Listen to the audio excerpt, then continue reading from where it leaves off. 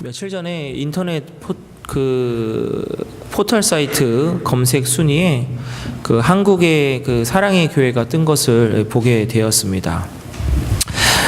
기사 내용을 보니까 수천억을 들여가지고 서초동에 지은 성전의 일부분이 이 공용도로, 공적인 도로로 서초구로부터 일정 기간 허가를 받아서 지었는데 이 부분이 위법이라는 판결이 났다는 기사였습니다. 예전처럼 인터넷이 발달되지 않았을 때야 모르고 넘어갈 일이었겠죠. 하지만 인터넷이 발달된 지금 시대에 이 교회에 대한 뉴스가 검색 순위 10위 안에 들어가는 뉴스가 되어버린 것입니다. 저 같은 사람이야 자세하게 읽어서 어떤 내용인지 알겠지만 결국 보통의 사람들은 아마 내용을 다 기억하지 못할 겁니다. 그저 이렇게 아마 기억할 겁니다. 교회를 엄청 크게 지었는데 그게 위법이었대. 아마 이렇게만 기억할 겁니다. 이 뉴스를 보고 있는데 그 뉴스에 연달아서 관련된 뉴스들이 또 계속 이렇게 보여지는 겁니다. 근데 좋은 뉴스는 하나도 없고 다 나쁜 뉴스만 있었습니다. 지금 현재 담임 목사의 과거 박사학위 논문 표절, 또 최근에는 어떠한 이슈도 있냐면 총신대학교 대학원 편목과정이 잘못됐다, 그래서 학교에서 인정할 수 없다라고 하는 판결이 났다라는 뉴스도 있습니다. 그 교회뿐만 아니라 또 꼬리에 꼬리를 무는 것처럼 또 명성교회 이제 은퇴하신 김성환 목사님의 비자금이 있다 없다 이런 뉴스, 또 10년 넘게 한 교회 안에서 서로 싸웠던 광성교회가 두 개의 교회로 나눠지기로 결정하면서 문제가 해결됐다는 등등. 이것이 지금 한국 교회를 대표하고 있는 대형 교회의 모습이라고 생각하니까 예전에도 그렇지만 다시 한번 또 놀랍고, 또 한편으로는 같은 목사로서 참 많이 부끄럽고, 하지만 또 가슴이 아프고, 또 그러면서 또 두려운 마음까지도 들었습니다. 교회가 교회다워야 한다는 것 어쩌면 너무나도 당연한 일인 것 같습니다. 그래서 너무 당연하다 보니까 말도 하지 않을 이야기, 그런데 이것이 최근 우리의 귀에 들리고 우리의 눈에 보이고 우리의 입으로 이야기를 하고 있습니다. 이것은 우리 안에 속해 있는 사람들 뿐만 아닙니다. 교회 밖에 비신자들에게도 똑같은 잣대로 보는 부분입니다. 평생 교회 문턱이라고는 넘어보지도 않았던 사람도, 성경책을 한 번도 읽어보지도 않았던 사람도, 심지어 교회를 비난하고 교회 다니는 사람들에게 욕하는 사람조차도 교회는 뭔가 달라야 한다라는 그러한 생각을 합니다. 이것이 세상 사람들의 시각입니다. 그리고 요즘 이 시각과 목소리는 교회 밖에서뿐만 아니라 교회 안에서도 나타나고 있습니다. 교회 안에서도 스스로 자성의 목소리, 자정의 목소리들이 나타나고 있는 것이죠.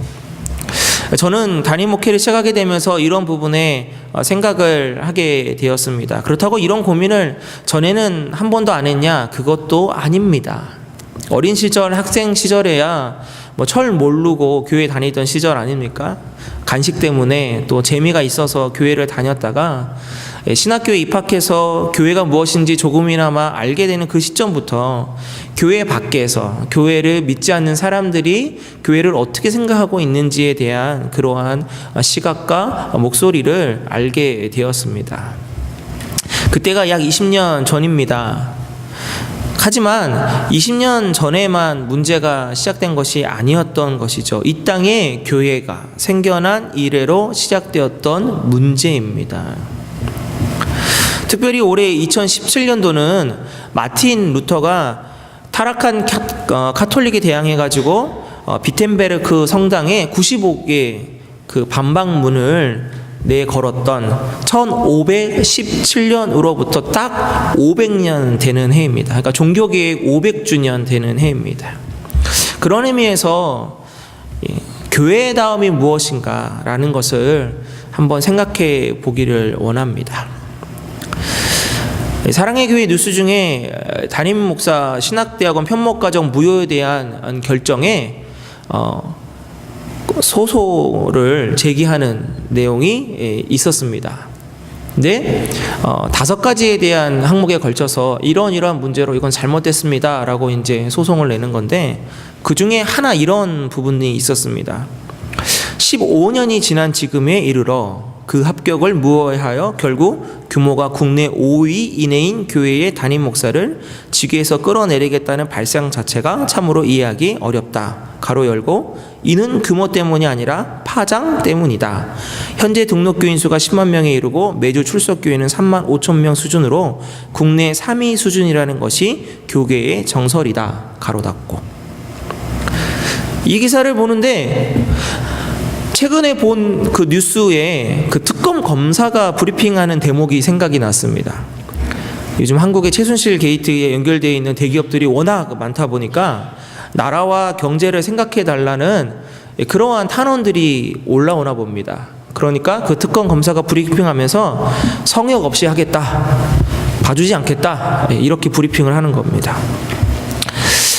여러분, 제가 지금 말씀드린 그 소송의 내용하고 특검 검사가 한 내용하고 뭔가 느껴지는 거 공통점 혹시 찾아보시겠습니까? 저는 교회가 교회답지 못한 원인? 왜 자꾸만 세상에 이러한 불합리적인 부분이 나타날까라는 것을 이제 원인이 많겠지만 그 중에 하나를 발견할 수 있었습니다. 뭐냐면 교회도 그렇고 대기업도 그렇고 워낙 크니까 예상되는 파장이 너무 크기 때문에 봐달라는 것 아닙니까? 이 말대로 만약에 해석한다면 작은 교회, 작은 기업들은 문제가 생겨서 법대로 해도 파장이 크지 않으니까 법대로 하고, 대형 교회, 대기업은 파장이 워낙 크니까 법대로 하면 안 된다는 말입니까? 하지만 우리는 다 알고 있습니다. 법대로 하지 않고 봐주었더니 회개하고 돌이키고 하는 것이 아니라, 나아지는 것이 아니라 오히려 그 안 좋은 상태 그대로 더 몸집은 커지면서 문제는 계속 따라 붙은 것을 우리는 잘 알고 있다라는 것이죠. 그리고 또 하나의 공통적인 문제가 있습니다. 개인의 문제가 마치 교회의 문제인 것처럼 이야기한다라는 것이죠. 기업도 마찬가지 아닙니까? 회장이나 사장의 문제가 마치 기업 전체의 잘못인 것처럼 이야기한 겁니다. 개인이 곧 교회이고 개인이 곧 기업으로 생각하니까 이런 문제가 발생하는 것이겠죠. 그렇다면 이것을 역설적인 생각으로 한번 뒤집어 봤습니다. 뒤집어서 한번 생각해 봤습니다. 그럼 결국 교회 자체는 문제가 없는데 그 안에 사람이 문제인 것을 다시 한번 깨달을 수 있지 않겠습니까? 그러면서 곰곰이 생각한 것이 무엇이냐면, 초대교회 이후에 이 땅에 오늘 본문에 있는 말씀처럼 예수 그리스도의 피로 생겨난 이 교회 탄생 이후에 그럼 타락은 언제부터였을까? 이게 참 많이 생각이 되더라는 것입니다. 교회사를 보면 덩치가 커지고 힘이 막강해지면서 오히려 문제가 발생하고 타락해가는 것을 교회사를 통해서 보게 됩니다. 이것은 교회의 역사만 또 아닙니다. 이 땅의 인간사나 국가의 역사도 마찬가지입니다. 결국 감당할 수 없을 정도의 크기가 되어버리니까 그 안에서 욕심과 헛된 욕망이 움직이더라는 것이죠. 잠언 말씀입니다. 잠언 16장 18절에 보면 이런 말씀이 있습니다. 잠언 16장 18절입니다. 교만은 패망의 선봉이요 거만한 마음은 넘어짐의 앞잡이이니라. 고기가 아무리 크다고 해도 썩은 고기는 먹을 수 없습니다. 그리고 아무리 커도 썩은 고기는 값을 매길 수 없습니다. 이처럼 헛된 것을 자랑하는 것, 이것이 참 안타까운 것이죠. 영향력을 상실한 상황에 하나님 나라를 어떻게 만들어 가겠습니까? 세상에서 세상 방식으로 사는 건 쉽습니다. 그러나 세상에서 세상 방식을 거부하고 하나님의 말씀대로 살려고 하니까 어려운 것이죠. 그러나 누군가는 세상에서 세상을 거부하고 하나님의 말씀대로 하나님의 방식대로 살아야만 합니다. 그래야 이 땅에 하나님 나라의 그 온전한 뜻이 이루어질 수 있기 때문입니다. 그렇다면 하나님의 방식이 무엇일까요? 하나님의 방식이. 그 방식을 알고 우리가 따르면 되지 않겠습니까? 제가 묵상하면서 고민하면서 깨달은 것은 이겁니다. 바로 몸부림치며 돌이키고 반성하는 부분이라는 것입니다. 세상의 방식은 파장이 너무 크니까 봐달라는 것 아닙니까? 건드리지 말라는 것 아닙니까? 이 말은 돌이키거나 반성하거나 그런 부분을 못하겠다라는 거죠. 돌아가기엔 너무 늦었다라는 것입니다. 돌이키기에는 너무 잃을 것이 많다라는 것이고 손해보는 것이 많다라는 것입니다. 피해보는 사람이 더 많을 것이라는 것입니다. 이 원리입니다. 그러나 하나님의 방식은 잘못된 부분은 빨리 회개하고 빨리 돌이키고 빨리 바르게 살아가라는 것 아닙니까? 서두에서 말씀드렸지만 교회에 대해서 생각을 처음 하던 20년 전과 지금 담임 목사가 되어서 교회를 생각하고 있는 지금과 비교해 본다면 교회의 문제점은 별반 다를 것이 없습니다. 시대는 그러나 조금 더 나아졌습니다. 기술도 발달했고 사람 사는 세상이 좀 더 나아진 것 같습니다. 그러나 교회 안의 문제는 비슷해 보입니다. 신약시대에 나와 있는 초대교회들을 보면 또 비슷한 문제들을 갖고 있는 것을 우리가 발견할 수 있습니다. 교회에 들어와 있는 잘못된 사상들, 구제의 나눔에 대한 다툼들, 누가 크냐고 싸웠던 제자들, 향유를 깨트렸을 때 예수님과 제자들은 서로 다른 반응을 합니다. 예수님은 이 여인의 그 헌신을 높이 평가했지만 제자들은 아이고 이게 얼마짜린데 이거를 팔아서 차라리 도와주면 더 좋지 않을까요? 라고 얘기합니다. 비록 다른 꿍꿍이가 있긴 했지만 그렇게 다른 관점으로 봅니다. 세속의 문화와 또 말씀과의 충돌, 끊임없는 우상숭배 문제, 유대인들과 이방인들 간의 문제, 고린도 전서에는 그리스도파, 개바파, 아볼로파, 바울파, 네파로 나눠져 있는 이 파벌의 문제, 고아와 가부에 대한 그것은 구약시대부터 계속 나왔던 그 율법에 명령한 도와줘야 될 대상이지만 올바로 똑바르게 도와주지 못하기 때문에 예수님도 계속 그 부분에 대해서 말씀하셨던 것, 아나니아와 삽비라 같은 사람들은 헌금과 드림에 대한 잘못된 것을 통하여서 죽임까지도 당하는 그러한 문제, 또 평생 같이 갈 것 같았던 바울과 바나바가 다투고, 또 예수 그리스도의 분명한 한 제자임에도 불구하고 또 바울과 베드로가 서로 다투고, 예수 그리스도를 영접했지만 다시 예전으로 돌아가 버리는 사람들이 발생하고, 죽음이라는 그 엄청난 두려움 앞에서 배신하는 사람과 끝까지 순교의 자리로 가는 사람들로 나타나지는 그 초대교회의 모습 등등등. 제가 이거는 설교를 준비하면서 어디 성경책을 뒤적뒤적 거려서 쓴 게 아니라 생각나는 대로 한번 쫙 써본 겁니다.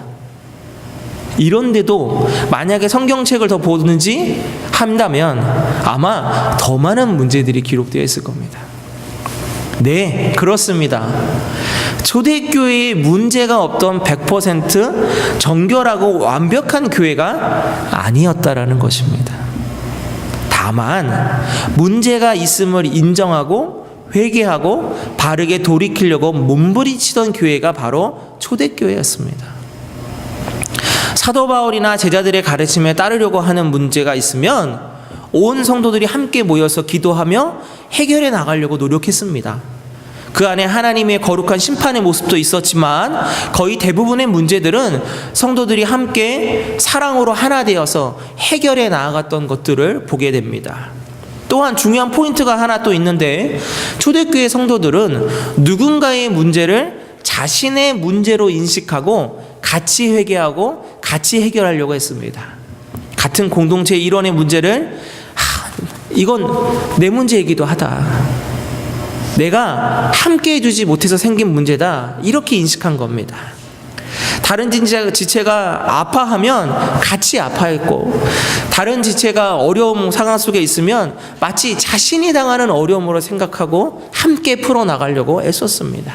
또 함께 잘못한 길로 가는 그러한 지체들이 있으면 함께 같이 회개하고 함께 같이 돌이키려고 했던 모습, 이것이 바로 초대교회의 모습, 또 특별히 사도들과 사도 바울이 그 서신들을 통하여서 계속 기록하고 있는 모습들입니다. 이런 몸부림이 있었기 때문에 성경에 나타나는 초대교회는 문제가 있고 아픔도 있고 안타까움도 있었던 것이지만 함께 문제를 갖고 해결해 나가는 그 사랑의 모습이 초대교회에 있었다라는 것입니다.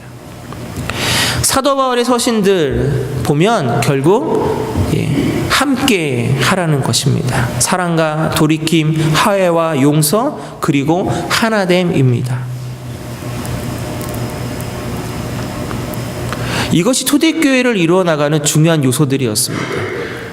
어찌 보면 이런 몸부림이 있기 때문에 살아있는 교회의 증거가 되지 않을까라는 생각을 하게 됩니다.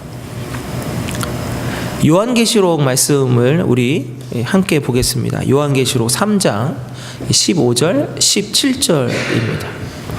내가 내 행위를 아노니 네가 차지도 아니하고 뜨겁지도 아니하도다. 내가 차든지 뜨겁든지 하기를 원하노라. 내가 이같이 미직하여 뜨겁지도 아니하고 차지도 아니하니 내 입에서 너를 토하여 버리리라. 네가 말하기를 나는 부자라 부하여 부족한 것이 없다 하니 네 공고한 것과 가련한 것과 가난한 것과 눈먼 것과 벌거벗은 것을 알지 못하는 도다. 라오디게 교회에 하시는 말씀입니다. 근데 이것이 혹시 지금 우리에게 하시는 말씀은 아닌가 생각해 봅니다. 혹시 지금 이것이 우리가 지금 현재 살고 있는 이 북미 땅에 있는 교회들에게 하시는 말씀은 아닌가 생각해 봅니다. 혹시 이것이 한국의 교회들에게 하시는 말씀은 아닌가 생각해 보고, 더 나아가 이 세계에 있는 모든 교회들에게 하시는 말씀은 아닌가 생각해 봅니다. 우리가 생각하기에 큰 문제 없어 보이고 모든 교회들이 매주마다 예배 잘 드리고 있고 우리들의 삶의 부분들도 큰 어려움 없이 살아가고 있기 때문에 어쩌면 겉모습으로는 겉에 보는 부분에서는 문제가 없어 보이지만, 그러나 우리가 잘 보지 못하는 영적인 부분에서는 어딘가에 지금 현재 문제가 발생하고 있지는 않은가 생각해 봅니다.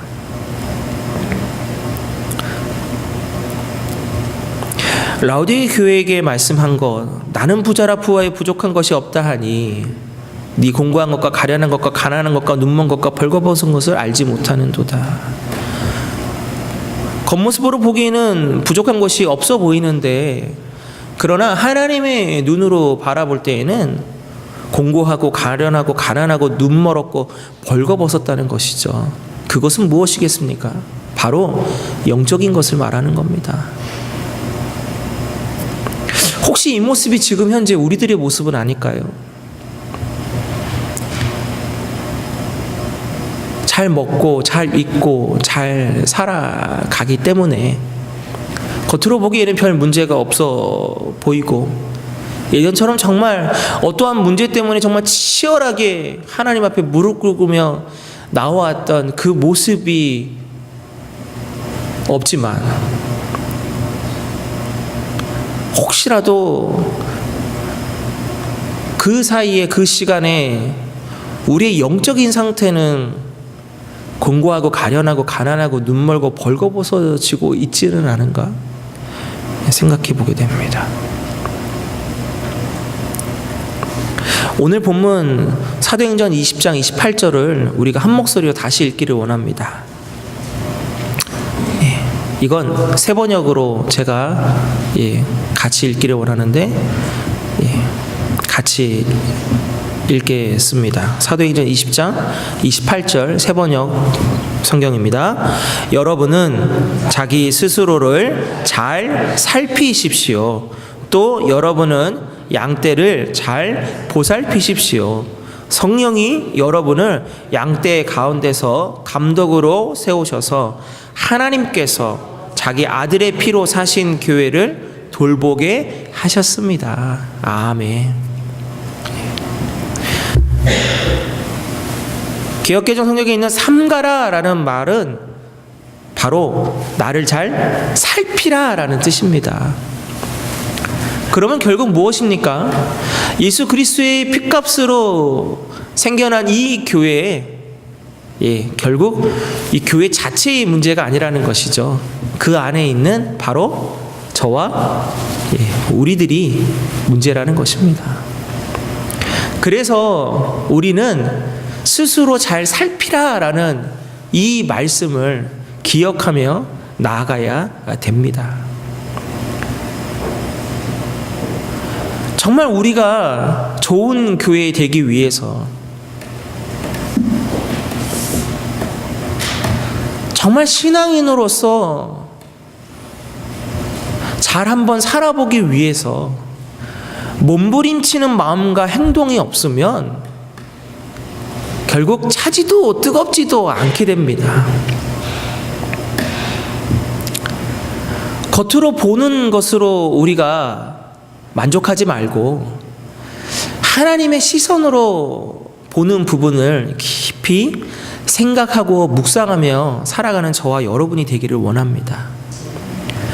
교회 사이즈의 크고 작음의 문제가 결코 아닙니다. 교회가 영적으로 살아 있느냐, 생명력이 있느냐. 우리 시온성교회 안에 있는 목사인 우리 사랑하는 성도 여러분 한 분 한 분이 영적으로 깨어있고 영적으로 살아있느냐, 생명력이 있느냐, 하나님의 시선으로 바라보실 때에 그래 살아있구나 라고 말씀할 수 있기를 원합니다. 그러기 위해서 다시 한번 바로 다른 교회, 다른 사람들이 아니라 바로 내 스스로를 좀 돌아보기를 원합니다. 오늘 말씀에 있는 것처럼 잘 살피라라고 하는 그 말씀, 정말 매일매일 하나님의 말씀을 비춰보며 저와 우리 사랑하는 성도 여러분이 매일매일 잘 살피며 살아가시기를 원합니다. 바로 그때에 하나님이 저와 여러분에게 바로 놀라고 영적인 그 생명력을 허락해 주실 줄로 믿습니다.